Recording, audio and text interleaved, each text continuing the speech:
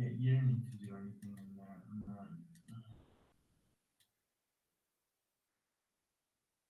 Yeah, I don't know what any of that is. So it looks like we are streaming into LinkedIn.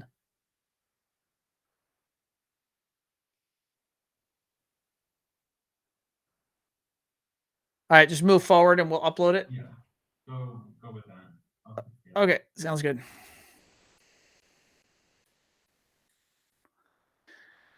Folks on LinkedIn, thank you for tuning in. We are fighting the streaming demons that show up on occasion when we go live. But I believe we are streaming live on LinkedIn. I'm going to get David to verify.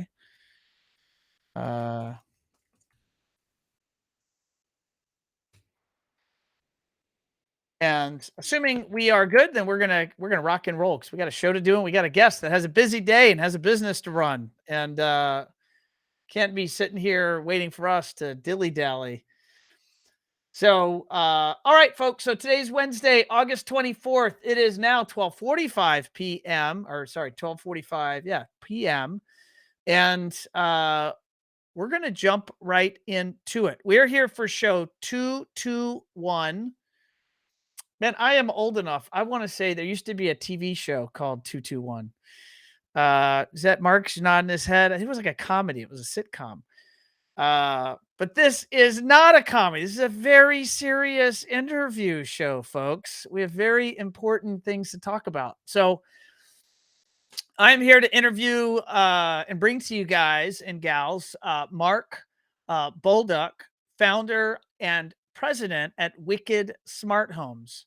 And it's my pleasure to bring on Mark. And what's really neat is Mark and I have been here in the same market. Mark is here in Florida. And I've been in Florida since 2003. And interestingly, Mark and I have basically been running parallel paths and parallel lives. And we had not intersected until this year. And so it's been a pleasure getting to know him. And I'm happy to bring him on the show. So without further ado, Mr. Mark Bolduc. Ron. Yes. Thank you for having me. Thank you, Mark. Thanks for joining me, my man. And again, sorry about some of the streaming snafus. It happens. No worries at all. Thank you very much. It's a pleasure to be on your show. Thanks for having me. Yeah. So why don't you tell our guests where you coming to us from and maybe a little bit about the business? Sure.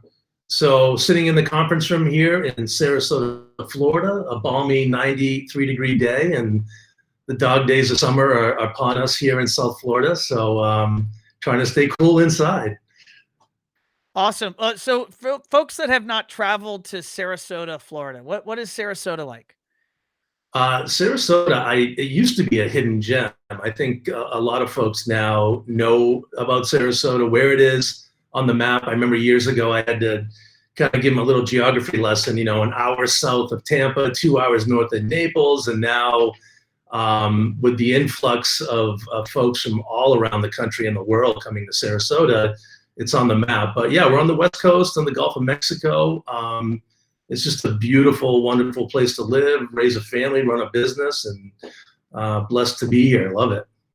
Awesome. And Wicked Smart Home. So by that name, I mean, Wicked, I remember I went to a conference up in the Northeast not too long ago, and the term Wicked Smart as like a Boston slang or Boston term. So is this a reference to the Northeast? Yeah, a little homage to my New England roots. When we were thinking about naming the business, of course, we had all the kind of standard industry names. And, I think a friend, maybe over a couple cocktails, started dropping his R's and just said, why don't we just call it Wicked Smart Homes? And I loved it. So here we are many years later. I remember being a little iffy on it at first. Is it going to play? Are people going to understand what it is? We did get a phone call, I think, the first year of business, and the guy on the other line was asking me, why are you guys trying to be wicked? Like, what you guys mean over there? And I remember thinking, he doesn't get it. So, but yeah, Wicked Smart Homes, right away, the New England contingent gets it pretty quickly. And,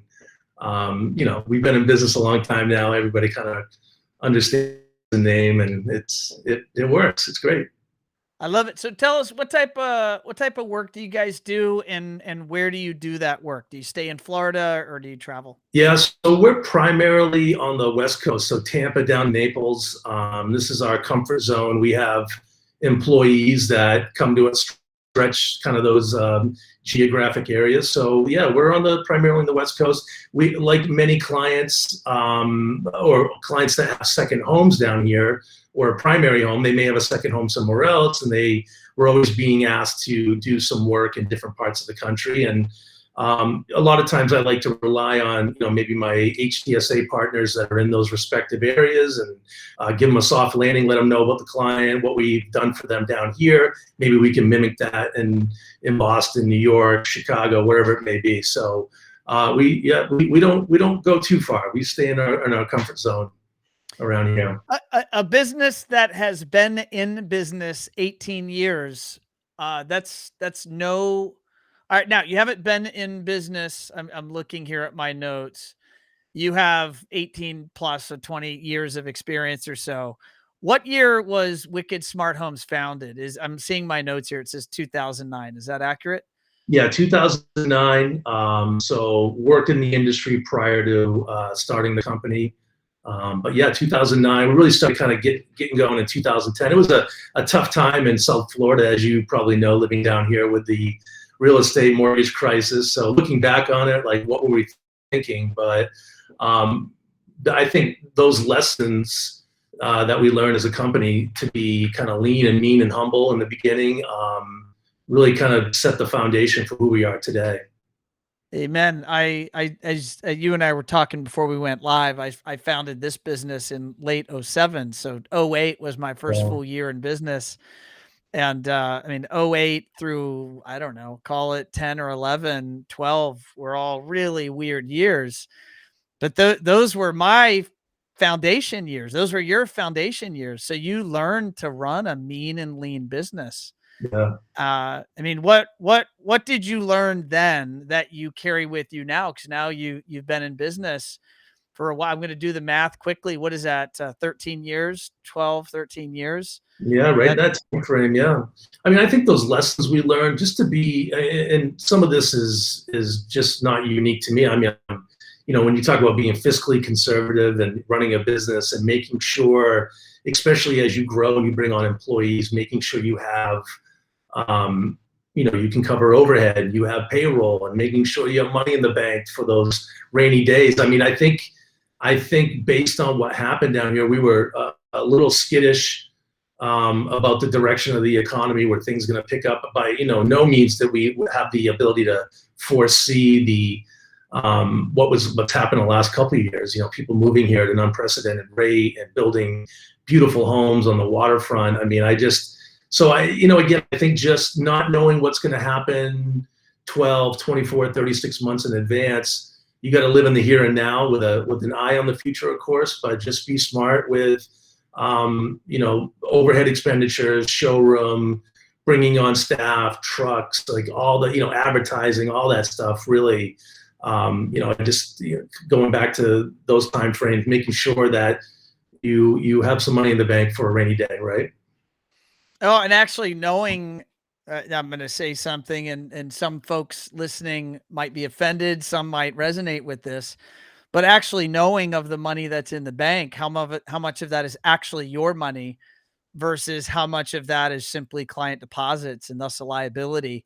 Yeah, I'm, I mean, I'm fearful right now for our industry in some regards, that because so many businesses have moved to taking significant deposits so that you can get hardware purchases because of supply chain issues, that so many businesses that are sitting on large amounts of cash in the bank, but yet may not know the financials of their business in a real tight, organized way.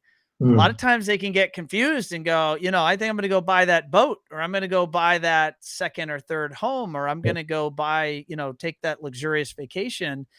And meanwhile, it's critical to know the financials. And I'm going to challenge that for those businesses born in hard times, mine was, yours was, you operate the business differently with a tight because I remember the days when every single dollar in the business mattered. Yeah. And whether the ability in your case to buy product or hardware for your clients or for you to meet payroll. Yeah. I mean, does that stick with you, or am I getting that No, wrong? it's a great point. I mean, I think you're right. We have accelerated the payment process through these product and delays that we've been having. But that money that we're collecting upfront, even though, so we did a lot of progress payments over the years. Our contracts were very structured based on, because we're doing new construction, of course, based on the progress of the home. But now we're asking for more money up front, but we're also taking those funds and directly applying it to the project. So, when you talk about money in the bank, is it real? Is it not? I mean, that's a function of understanding your business, where you are in all these projects from an accounts receivable, or are we upside down? We try to never be in that position, of course. We're not a bank. We don't fund, purchases for projects. So, but you're right. That has fundamentally changed the accounting side of our business in the last couple of years. Knowing now that instead of ordering at the end of a new construction project all the heavy equipment, ordering it 8 weeks prior to CO or closing, we're doing it 6 to 8 months ahead of time. And so I can sleep well at night. Some of those lessons, kind of going back to your original question about being, born out of tough days. We carry very little debt as a company. I mean, aside from the mortgage on the building that I bought, I can sleep well at night knowing, again, that money's in the bank. We're taking that money, but we're directly going right to buy down on equipment for those clients. The biggest challenge that's presented is inventory and warehouse space for all that inventory coming in.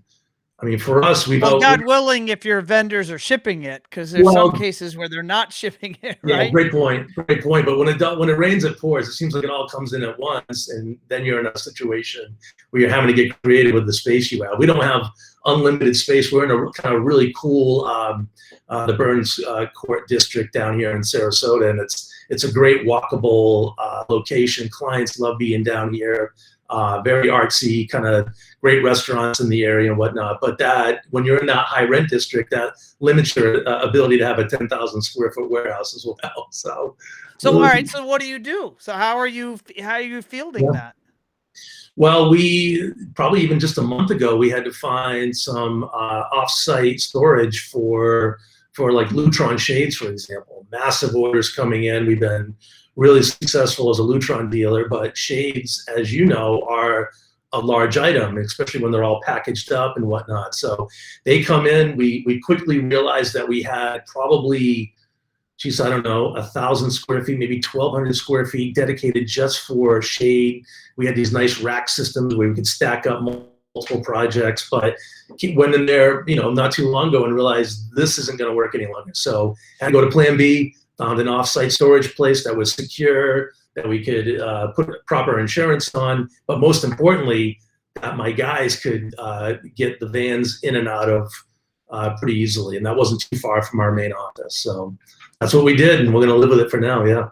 I'm going to throw you a curveball, and I'm going to ask you for advice. And this is for advice for the folks that listening, and maybe you've solved it, maybe you haven't. But I'm going to be very specific, and it just from a conversation I had. I was actually on vacation last week, but I had this conversation with someone the week prior, and it was a scenario where they had rewritten their contracts and were collecting larger deposits so they could place their hardware orders with their manufacturers. So they're sitting on significant percentage of total project expense in collections, i.e. liabilities, because they haven't delivered yet. Mm-hmm. And then because some extraneous piece of gear is not coming in and is getting pushed, they actually can't, quote, call the project complete. Yeah. And the way their project, and so what are they doing? They're now carrying the cost of all of their overhead, their rent, their staffing, all of their expenses, burning through cash while they're paying these expenses, but yet they aren't able to call the project done and thus collect even that final balance. And when you do one project like that, it's okay. But if you have a slew of projects where you have that happen, I asked this individual, I said, "What do you do?" And his answer was, "Honestly, I don't know. We're figuring it out." But he didn't have an answer. And I'm fearful Yeah. for many in our industry that might be being put in really tough, financially stressful situations right now. Yeah, I guess you can count us lucky because we've been fortunate not to have projects linger to the extent that because we're waiting on one or two pieces. We've gotten creative. We've tried to source things sideways. Really leaned on a vendor. Maybe try to find an alternative product, and that creates some inherent challenges when you're talking about, okay, we work with the same products essentially on every project, and everybody's been trained on them. We know how to program them, support them, and so on. We understand how that company does business, and now all of a sudden we have to pivot and go to another vendor for that what we hope to be the same functioning product. And we've had to do that. We've had to get some product in here, quickly vet it, understand it. We adopted I don't get too far off track here, but we did adopt a brand ambassador approach for new products that we've had to bring in with our employees. So we sit down every Thursday on a staff meeting and say, okay, here's the dilemma that we're under. We can't get these X, Y, and Z pieces. So we're gonna based on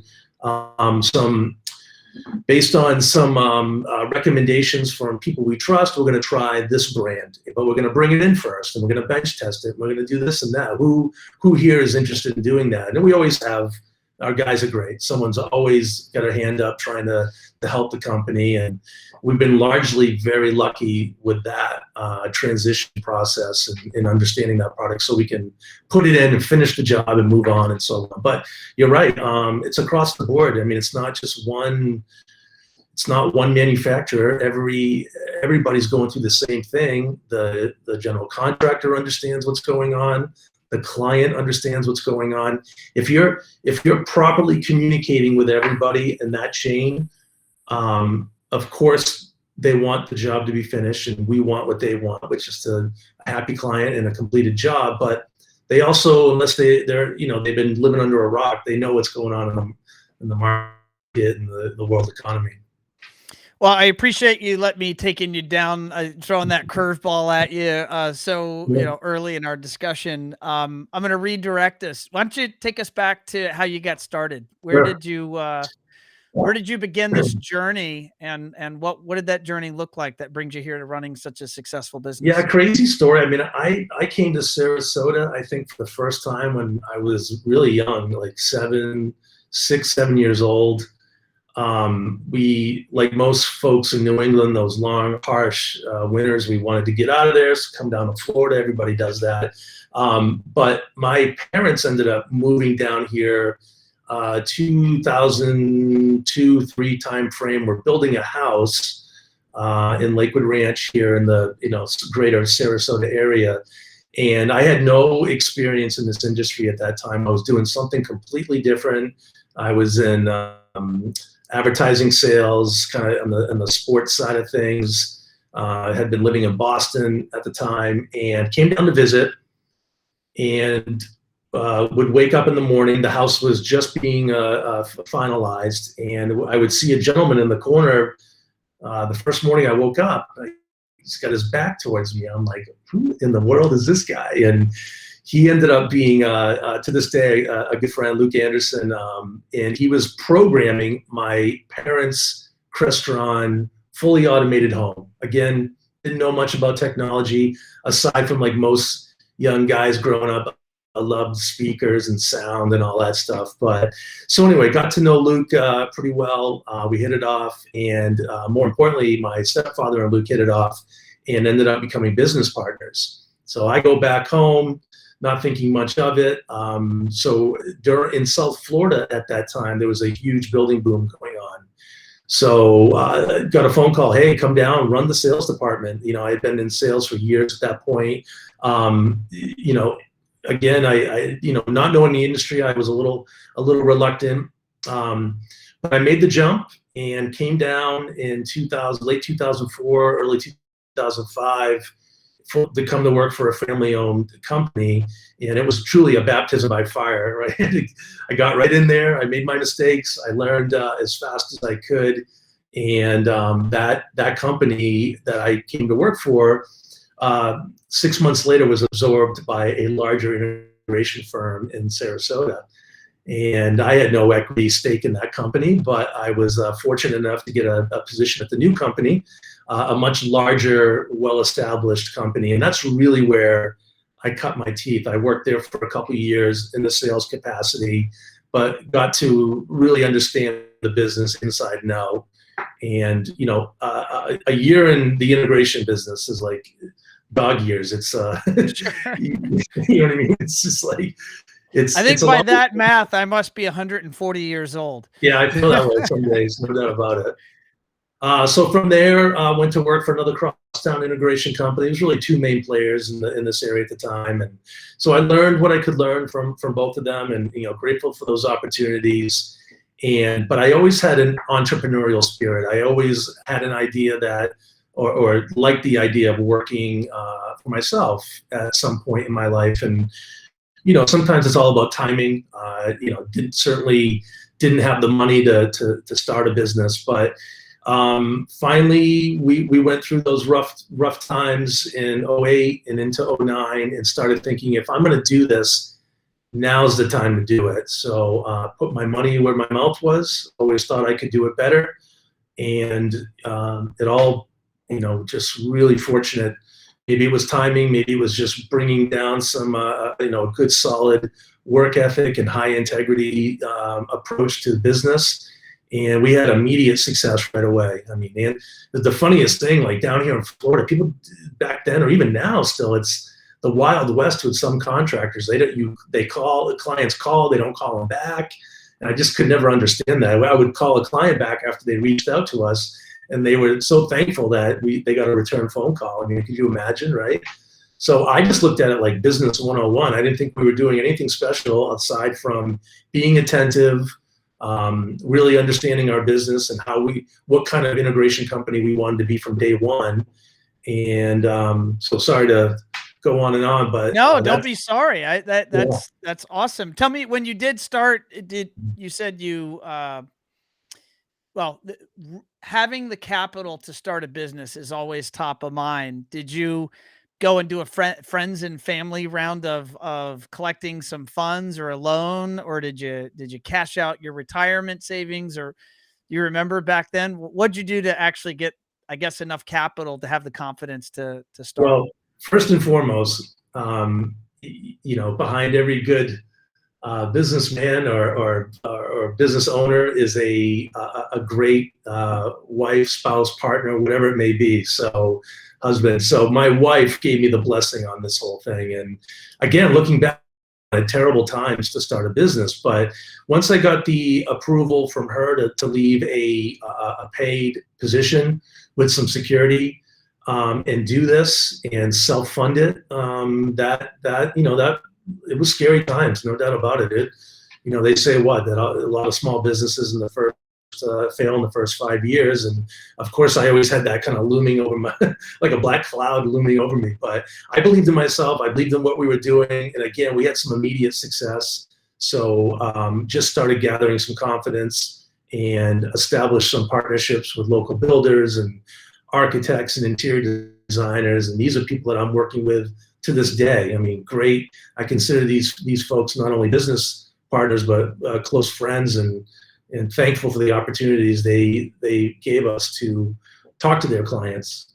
So how has the business evolved since you founded it in 09? How has it evolved over the years? I mean, I don't have an MBA. I'm college educated, but I certainly didn't think we would be where we are at this point. So we're hovering around 25 employees. At any given time, we have 50, 60, 70 projects going on. We've really expanded the business, and again, I didn't know we would ever be this large. We have found a little bit of a comfort spot, at least for the Sarasota office. We do have an office down in Naples with a few employees down there as well. But I'm not. Again, I thought we would be this little boutique luxury integration company, 8, 9, 10 employees, and some opportunities that presented themselves, the right kind of opportunities, and we've had to staff up to support those. It's been great. Now you guys are, and correct me if I get this wrong. I forgot to put my phone on silent. So apologize for that. But you guys are double diamond Lutron dealers. Is that correct? Yeah, so they call it Black Diamond, Black Diamond. which I believe is their highest honor. There may be a secret award that I'm unaware of, but I might have just invented one. I don't know. Yeah, Maybe yeah. Melissa and team over there are listening. They're like, hey, Yeah. double diamond, let's do it.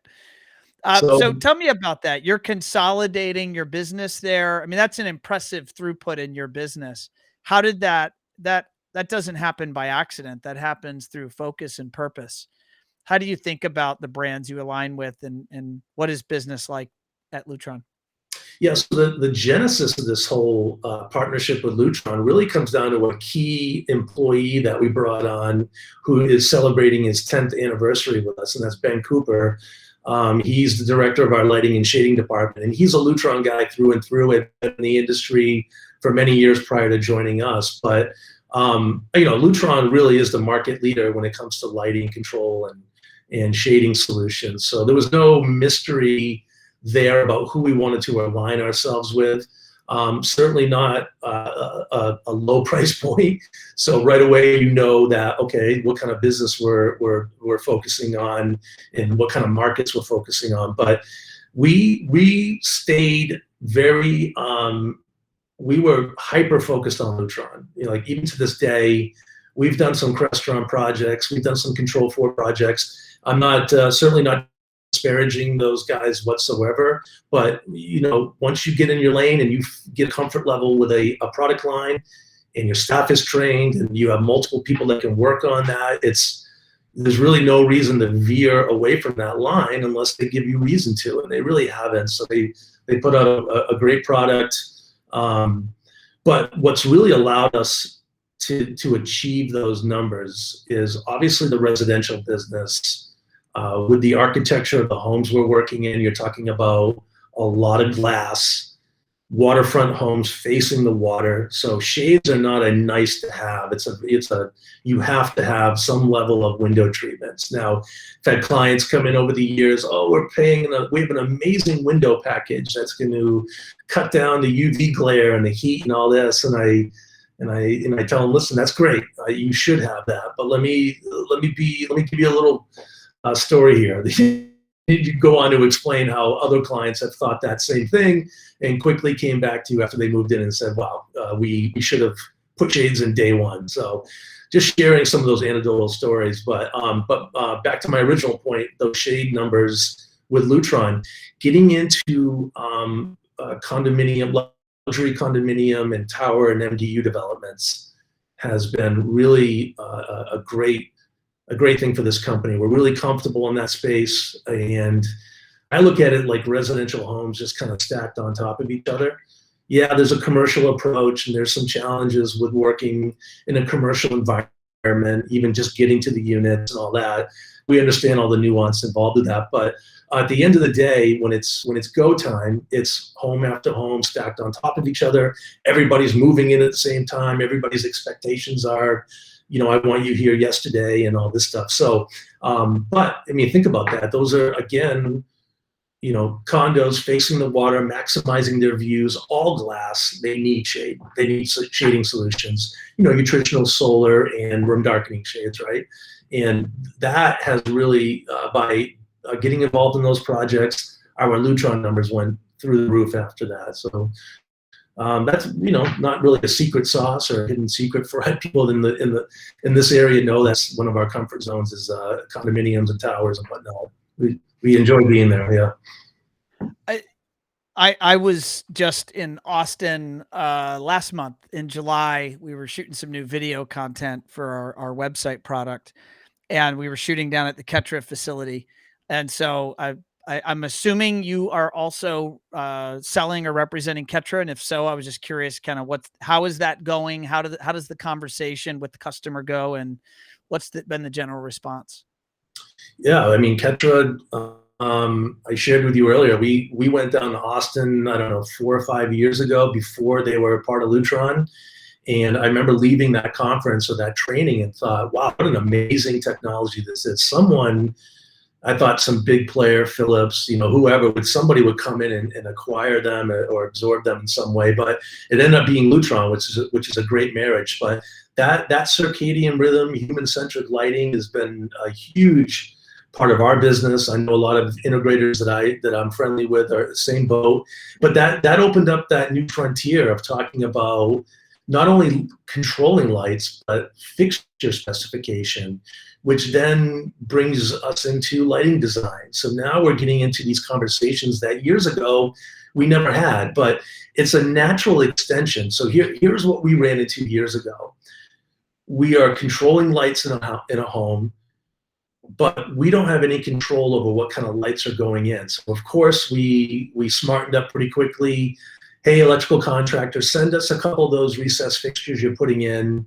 Let us bench test them. Let us find out what the dimming capabilities are, what the compatibility challenges may be, and so on.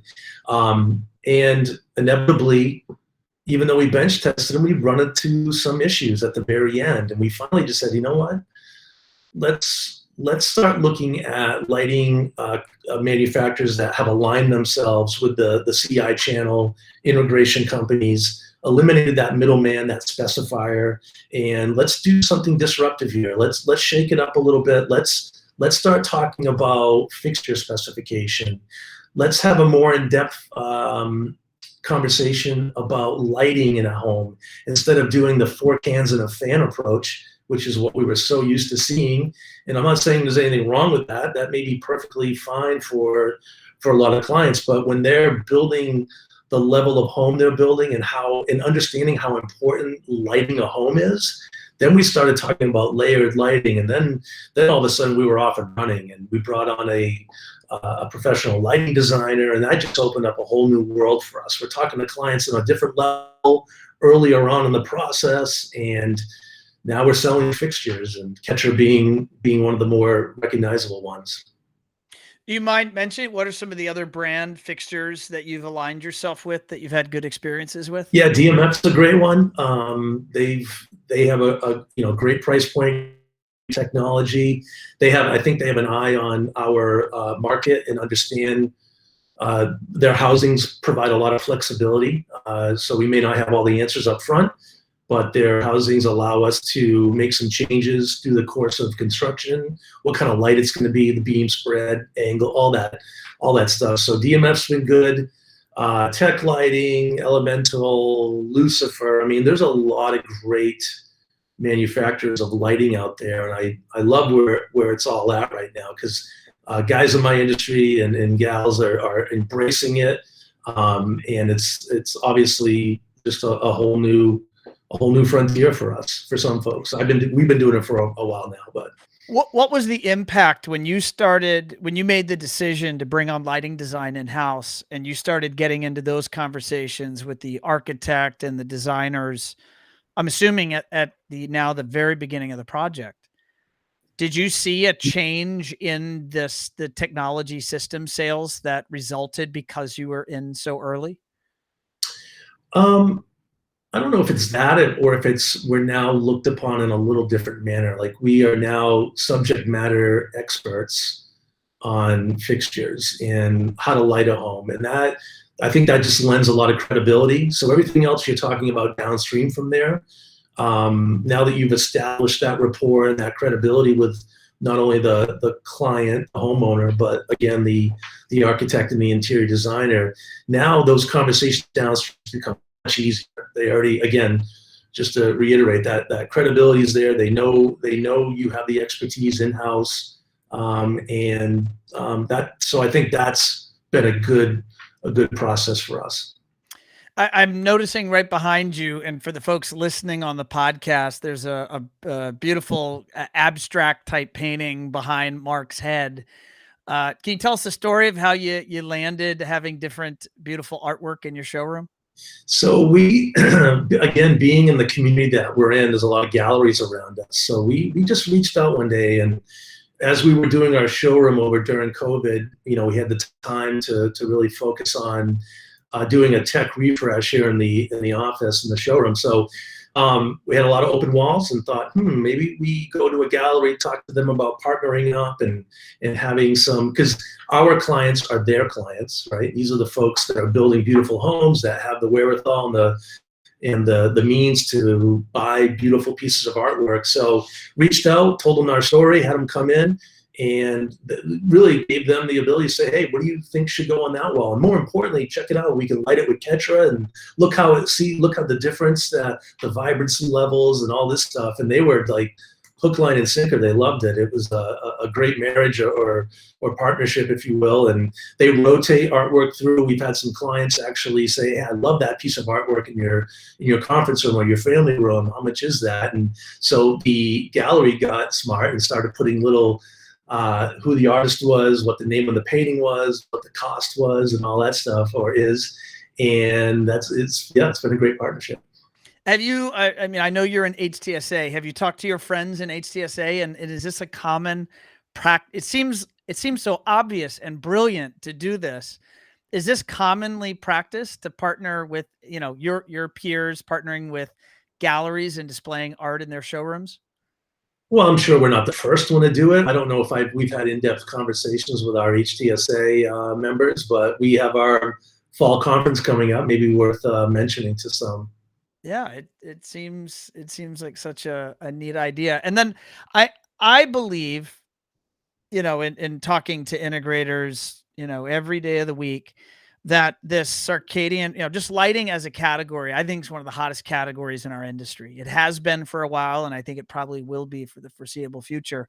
But I'm still always keen to learn, how do you engage the conversation of whether it be circadian rhythm lighting, or whether it be the many of the color benefits and the name is escaping me, but I know with Ketra there's a vibrancy mode on the lighting, Yeah. and it really allows that artwork behind you to really pop. Warm dimming is the other big kind of technology or feature, if you will, with some of these fixtures. So yeah. What do you find are the hooks that really get your clients excited, that lead to that being included in the project? We made a huge concerted effort when we did the showroom over to have literally a lighting lab. So over to my left in the showroom is a lighting and shading lab, and we did a floating cloud ceiling, and we put 5 different manufacturers of lighting over there, so they could see different bezel-less. We really, I think lighting is something you really need to show and tell, because you can talk about it in the abstract all you want, but unless you can bring them through a lighting demo and accurately show them how lighting a room, an area, a space in their home, could be artwork, could be a sculpture, could be anything architectural. Unless you can show them, then you may not get the traction that you were hoping for. So whether it be here in the conference room where we did Ketra and some other lights, the family room, the main showroom, and then our lighting lab, it's a main point of emphasis. And we've created some demo scenes, some curated programming of lighting that we can go through, where we're not spending 20, 30 minutes doing it. These short little 90-second, 180-second curated scenes for lighting, and walking them through different types of lighting technology. And everybody on the sales staff has had the same training, so we all have the same messaging going on, and it's great to see it in action, because inevitably clients always are like, yes, that looks amazing, I want that for my home. Or at minimum, they're doing it maybe in the core of their home, the areas that they're going to be living and moving in on a consistent basis: kitchen, living, dining, master bedroom, master suite, that kind of stuff. Maybe they don't have the budget to do the entire house. Maybe they do an inexpensive recess fixture in the guest bedrooms and outer baths and things of that nature. But Yeah, you were right earlier that lighting is a huge part right now. Everybody's on board with it, and those who are not, I know they want to be. They may be just a little scared to jump over that hurdle and get somebody on board that can get them there. No, that's awesome. Well, just to connect the dots here, I know within HTSA, lighting has been a big driver. There's been initiatives for training. Was that part of the equation that gave you the confidence, or was there any contributing factors there from Yeah. some of the training or the lighting push within I mean, HTSA? absolutely. Got a shout out to Tom Doherty. I mean, he came on board with HTSA, has to be 3-4 years ago now, and his main role was to expose dealer integrators to lighting and help them. He's been a great mentor for me personally. I mean, what a great guy with a ton of experience. I mean, he's forgotten more than probably I know. So he's seen it all. I mean, I remember being down here in the early 2000s, and he was, even though he wasn't from here, was brought on as an expert lighting designer for this really large project that was going on Longboat Key. So he obviously has the expertise, and now he's bringing that expertise and sharing it with everybody in the HTSA channel, which is great. Love it. Awesome. I'm mindful of time, and I got a couple more subjects I want to dig into. So let's talk about service, after sales service. Yeah. And I know that, well, why don't you tell us kind of how you've handled that in the past and how are you handling that right now? Well, up until January 1st of this year, we handled it like most integration companies, which was getting blown up on your cell phone 24/7 for a variety of different technology issues, and handling it as they come in and doing our best to really manage that. Even though we had a dedicated support department, it was a 24/7 7 day a week, 365 days a year kind of scenario. So we aligned ourselves with Parasol, and we rolled it out. We spent many months looking at the program, strategically rolling it out to our clients. But as of Jan 1, we hit the switch, and now all of our clients, whether they subscribe to our Live Smart Care plan or not, the first line of defense is Parasol. They call in. They've all been communicated to. It's on our email signatures. It's on our website. It's all there. We've done some constant contact marketing campaigns to get the word out. But they call Parasol. Parasol's very transparent. They're not representing that it's Wicked Smart Homes. They're basically saying it's Parasol powered by Wicked Smart Homes, right? So anyway, that has been a huge step in the right direction for us. Company morale has gone up. The lines of responsibilities have been clearly delineated now.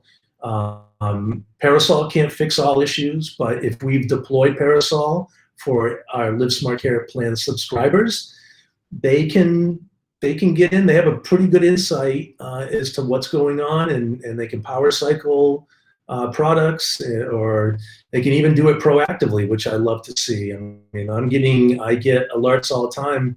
Client didn't call in, but Parasol proactively is reaching out to them saying your network's offline. What's going on?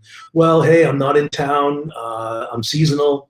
I'm back in Michigan. We'll check it out when we get back, and so on. It's maybe a trip breaker. It's usually not a major ordeal, but that transition has been great. So we have 3 people in our service department. If Parasol can't fix it remotely, ticket gets issued to us. We call the client. Usually we're out there within 24 hours, and we're rolling a truck to the house. And I won't get into all the ins and outs of the program, but we have a couple different plans, paid plans, and then of course our non-subscribers, they just get charged on a time and materials basis. If we have to roll a truck, they're getting invoiced for that. The non-subscriber, just to focus on that for a moment, I think this is an idea that a lot of businesses would benefit from. And I haven't seen your plans, by the way, so it's just an idea. So I'm gonna tell you what I think I know, and then maybe tell me what you guys are doing. But the general concept would be that, on Friday at dinner time, your customer calls and they expect It never service. happens. Yeah, that never happens. I know everyone listening's nodding their head. Oh my God, he understands me. Right. And so the idea is if you have a plan, even if it's a $0 plan, in your case, you called it what'd you call it? A non-subscriber plan, Right. Essentially. right? Then you've at least defined that if you're a non-subscriber, here's how service works.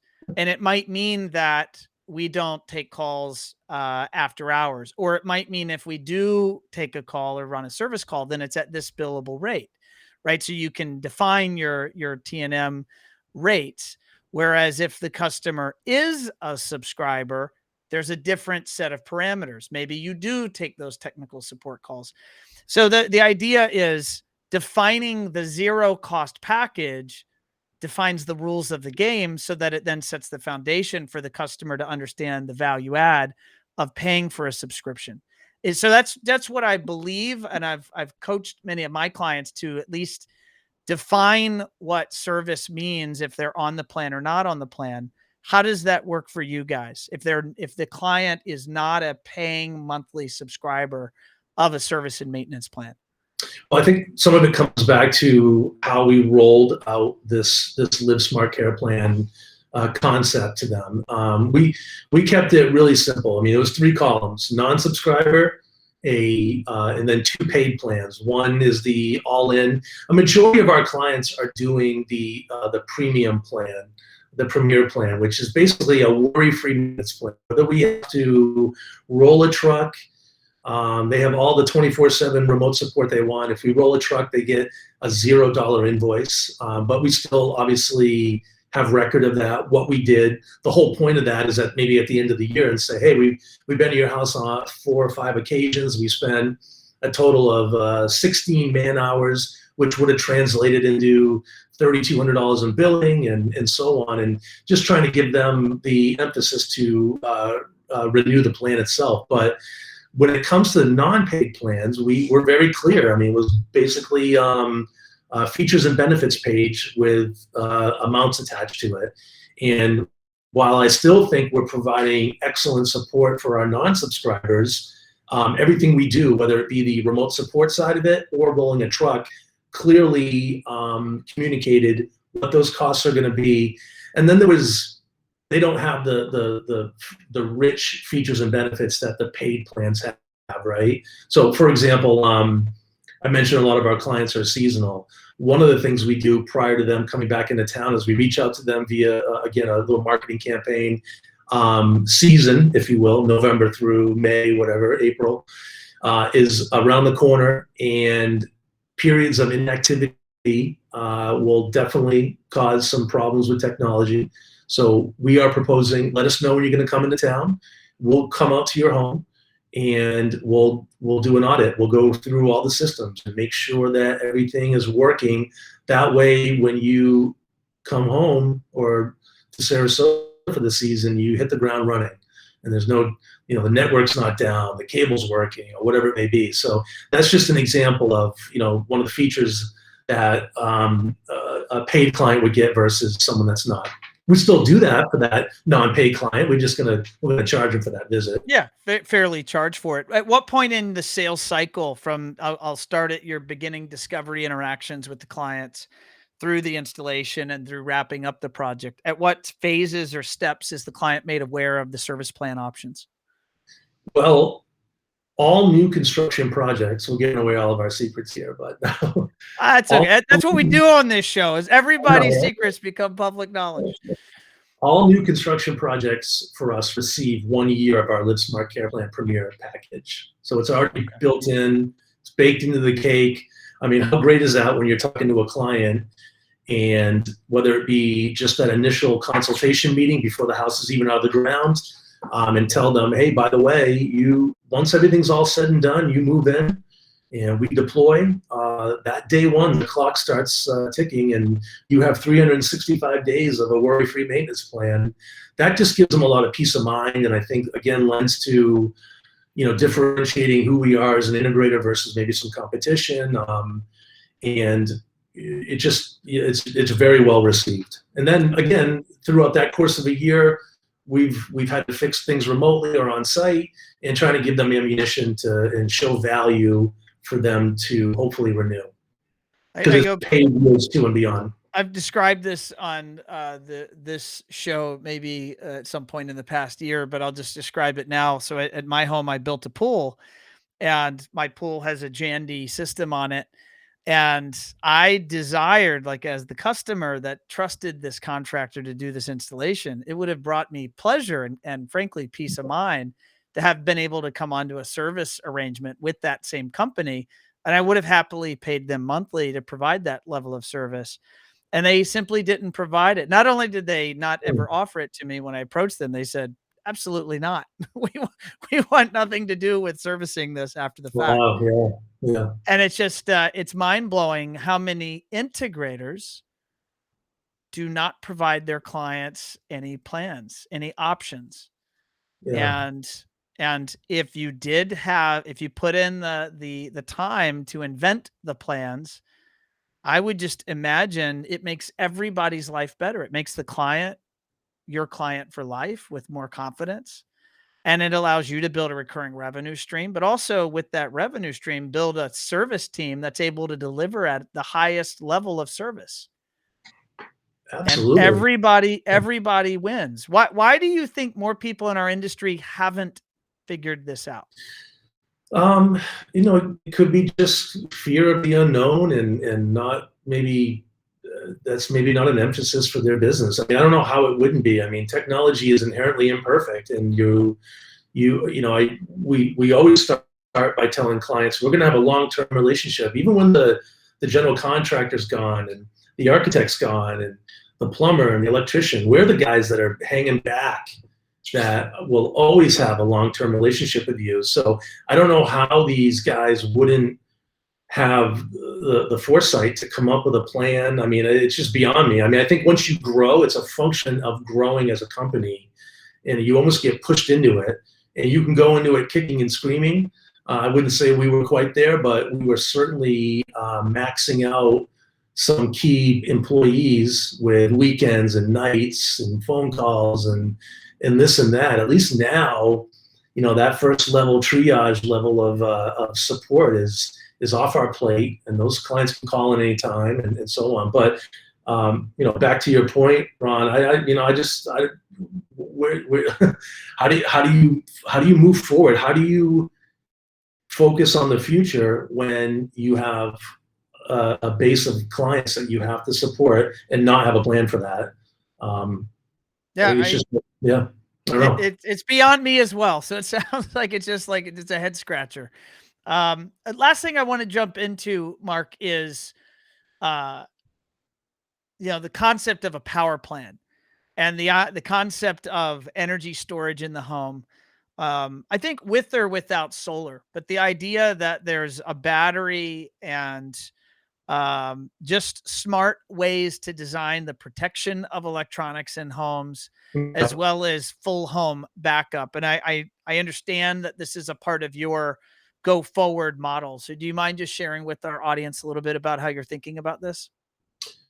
Absolutely. We have been Rosewater dealers for a few years now, and I'm not sure if you're familiar with the product or not, but essentially it's a residential energy management product, and we are the goal in this whole thing is to provide high quality, uninterrupted, reliable power for all of the technology we're providing. Our rack systems, networking, security, lighting control, and so on. Being in South Florida, we have some unique power challenges that I think some integrators in different parts of the country don't even have an eye on. It's constant. First of all, we have an aging infrastructure, a power grid down here. I mean, if you look at some of these neighborhoods that we work in, they're all beautiful waterfront neighborhoods. 40, 50 years ago, those were all ranch style 1,500, 2,000 square foot homes that have all been torn down, and in place are now 5 to 12, 15,000 square foot houses. So Florida Power and Light, FPL, didn't necessarily do any infrastructure or grid improvements.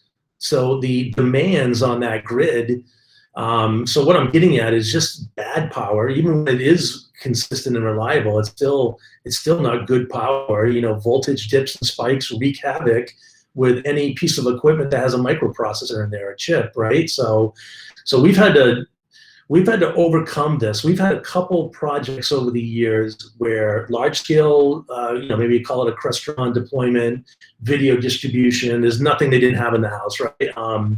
Where we call it gremlins. Like, what is going on with this system? Why can't we get reliable results from this system? We have an unhappy client, and we would send tech out after tech and put little band-aids on it and do our best and scratch our chin and figure out what are we doing wrong here, only to realize these were power and grid related issues that had really nothing to do with us, but we didn't have a solution. We didn't have a middle piece from the power coming to the house to our AV racks. Like, how do we do that? So anyway, in comes Joe Piccarelli with the Rosewater product, and now for us, it's a standard. If it's an estate level home with a high level of technology, we are asking the simple question: what is your power plan? And I can't imagine every integrator in the country is having that level of discussion with their client, but we are. And it differentiates us, and it helps the client. It helps establish from day one that power is something, a major concern that we have to get our hands around. And the best way to do it is to introduce Rosewater to the project. So that's where we're at. We've had great success with it. We've installed several, and we have many, many more on coming up on future projects. Is there a notable difference in the service required in the project if it's a home with a Rosewater versus a home without? Yeah, we have a job on KCP, which is notoriously a power challenged community or area. I don't know if you're familiar with that little sliver of land that's just south of us, but we did a full-blown Crestron system out there probably a year and a half, 2 years ago. And when I say there's zero service calls, I mean what would normally be a service call a week or once every other week, whatever, zero. And we can see the data points when there is a power anomaly, because Rosewater gives us great reporting tools. If there does something go wrong, or which doesn't happen often, but we can directly see the correlation between the two things. So, we've seen that original example I was giving you about how that large scale project, we put a little voltage monitoring device from SurgeX on there. I forget the name of it offhand, but we saw the same data: voltage dips and spikes, service call; lightning, service call. You know what I mean? It's just like this repetitive, ongoing vortex of craziness. And we tried to introduce that product to the client, and it just never worked out. So it was one of those, okay, well, we identified the issue, and now we know what we have to do to make it right, but we'll keep servicing you, and that's kind of the trap you get stuck in sometimes. Mark, I want to congratulate you and your entire team, for running such a fantastic business, and really with all of your success. It's quite impressive, and your willingness to come on here on the show 221 and share all your secrets. Maybe not all your secrets, but some of your secrets. I appreciate your generosity. We're transparent. It's all good. No, that's good. I think the sharing that happens on this show, I think it ultimately makes our entire industry better. And that's some of the feedback that I've received from our listeners. So I want to thank you for coming on.